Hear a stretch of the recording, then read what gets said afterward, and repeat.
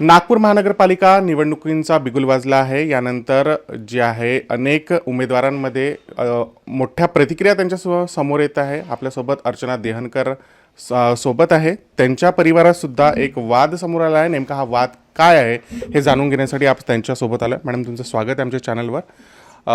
अनेक माध्यमांमध्ये अनेक बातम्या सुद्धा आल्या आहे। या बातम्या किती खऱ्या आहेत?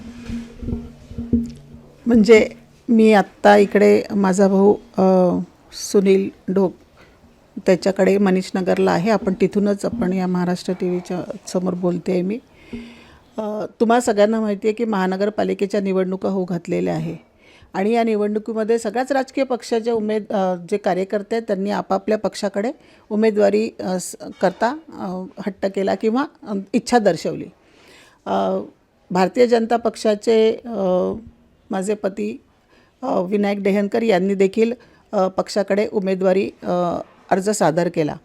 प्रभाग 17 हा जो गणेशपेठपासून म्हणजे जात्तरोडी रामबाग हा पूर्ण भाग जो कैलासनगरपर्यंत आहे, अशा हा प्रभाग जो मध्य नागपूर, दक्षिण नागपूर आणि दक्षिण पश्चिम अशा 3 विधानसभांमध्ये एक प्रभाग वाटला गेलेला आहे आणि त्या प्रभागाच्या करता त्यांनी इच्छा दर्शवली। मागच्या वेळेला पण दर्शवली होती 2017मध्ये।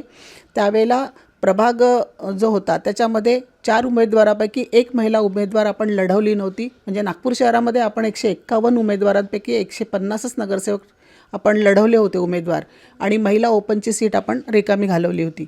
आणि यावेळेला त्याच पार्श्वभूमीवर मी असे सांगितलं की जर अशी वेळ आली तर मी देखील तयार आहे महिला ओपनमधून।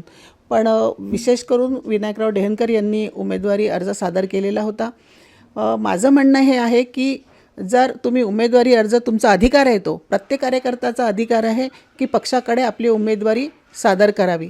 पण पक्षाने जर निर्णय घेतला असेल आणि पक्षश्रेष्ठींनी ठरवलं असेल की त्या प्रभागामध्ये कोणाला उमेदवारी द्यायची आहे तर आपण पक्षाच्या सोबत उभं राहिलं पाहिजे। आणि म्हणूनच मी त्यांना म्हटलं की तुम्ही आता उमेदवारी अर्ज पक्षाकडे महानगरपालिकेमध्ये दावा करू नका।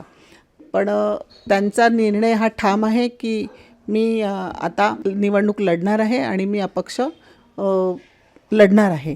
आणि जरी परिवार म्हणून आम्ही एक असलो तरी जर राजकीय पक्ष म्हणून माझ्याही पक्षाप्रतीची निष्ठा किंवा पक्षाप्रतीचा माझा जे काही हे आहे त्याच्यामध्ये मला ते योग्य वाटत नाही आहे की त्यांनी अपक्ष निवडणूक लढावी। आणि जर ते निवडणूक लढत असेल तर अपक्ष बंडखोरासोबत मी त्यांना साथ देऊ शकत नाही।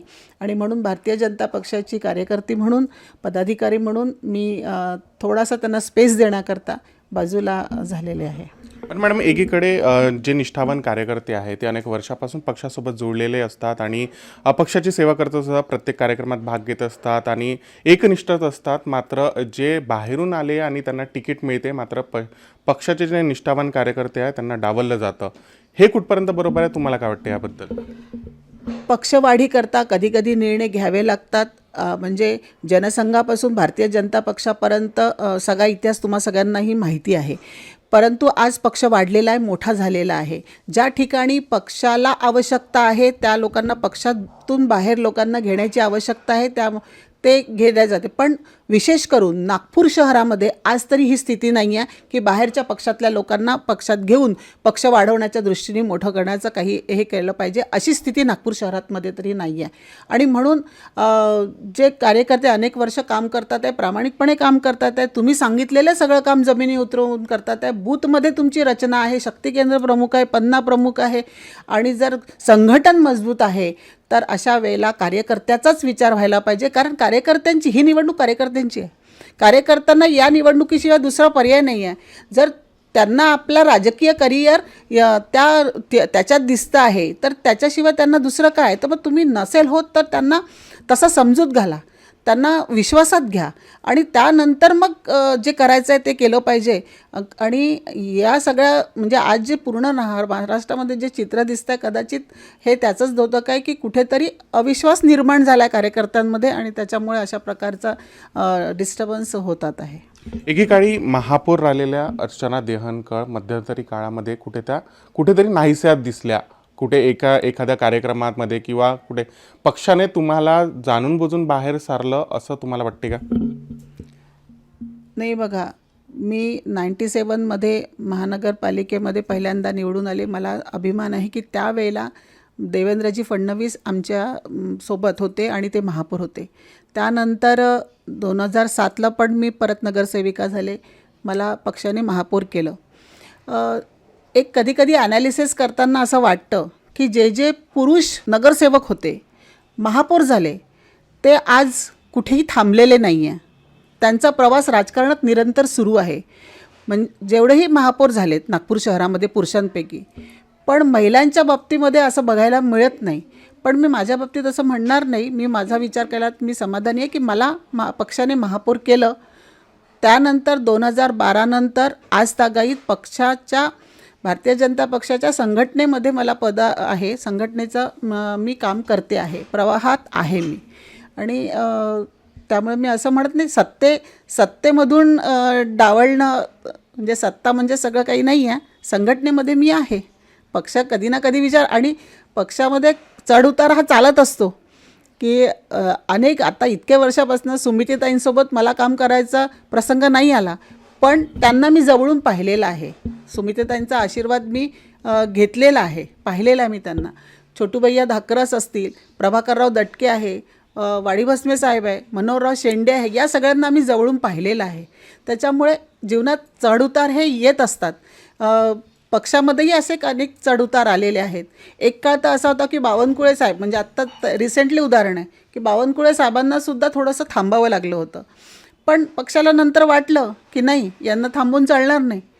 त्याच्यामुळे पक्ष योग्य वेळेला योग्य व्यक्तीसाठी निर्णय हा घेत असतो. म्हणजे तुम्हाला वाटतं की भविष्यात सुद्धा भारतीय जनता पार्टी जी आहे तुमच्याबद्दल विचार करेल? आशावादी तर असायलाच पाहिजे. जर आपण राजकीय क्षेत्रामध्ये काम करतो आहे तर त्याच्यामध्ये आशावादी तर असायलाच पाहिजे. एकीकडे हा जो निवडणूक आहे ही आता एकंदरीत 15 दिवस चालणार आहे. हा जो पारिवारिक वाद नसून राजकीय वाद आहे असं तुम्ही म्हटलं आहे, हा किती दिवस चालणार? हे राजकीय वाद आहे, निश्चितच आहे. कारण ज्या पक्षनिष्ठेवर आपण काम करतो आहे, ज्या विचारधारेला धरून काम करतो आहे, त्याला तडा जाऊ नये. म्हणजे आम्हीच कार्यकर्त्यांना सांगतो, आम्ही म्हणजे विनायकराव डेहनकर आज जर अपक्ष उमेदवार म्हणून आहे, अनेक वर्षापासून ते सुद्धा कार्यकर्ते, त्यांनीसुद्धा पक्षाला सांगतात. म्हणजे मी तुम्हाला नक्की सांगते की कुठल्याही विधानसभेमध्ये काही कार्यकर्त्याला कुठली अडचण आली तर ते कोणाजवळ येतील तर विनायक भाऊ, विनायक काका, विनायक दादा, हे असं असं झालं आहे, हे असं असं करायचं आहे. त्यांना एवढा विश्वास आहे त्या कार्यकर्त्यांना. सगळेच कार्यकर्ते गडकरी साहेबांकडे, देवेंद्रजींकडनं किंवा आमदारांपर्यंत नाही पोहोचू शकत. त्यामुळे एक फळी, एक सेकंड लाईन पण असते. त्या सेकंड लाईनमध्ये कुठेतरी आम्ही आहोत आणि कार्यकर्त्यांना समजवण्याचा नेहमीच आम्ही पण प्रयत्न करतो, असं नाही की नाही करत म्हणून. त्याच्यामुळे कसं आहे की 15 दिवस ही निवडणूक आहे. आणि जर विनायकरावांनी, माझे पती जरी आहे ते, आणि ते पक्षाचे कार्यकर्ते आहेत, त्यांनी प्राथमिक सदस्याचा राजीनामा दिलेला आहे. त्यांनी पक्षाचा विद्रोह करून अपक्ष उमेदवारी सादर केलेली आहे. ते म्हणतात आहे की मी लढणार आहे. पक्षाने जर विचार केला तर त्यांना करतील प्रयत्न समजवण्याचा, आणि ते नाही समजले आणि त्यांनी जर अपक्ष उमेदवारी स्वीकारली तर माझा पण निर्णय हा ठाम आहे की त्या प्रभागाला सोडून मी दुसरीकडे भारतीय जनता पक्षाचा लेटेस्ट अपडेट्स के लिए राष्ट्रवाद न्यूज को फॉलो कीजिए.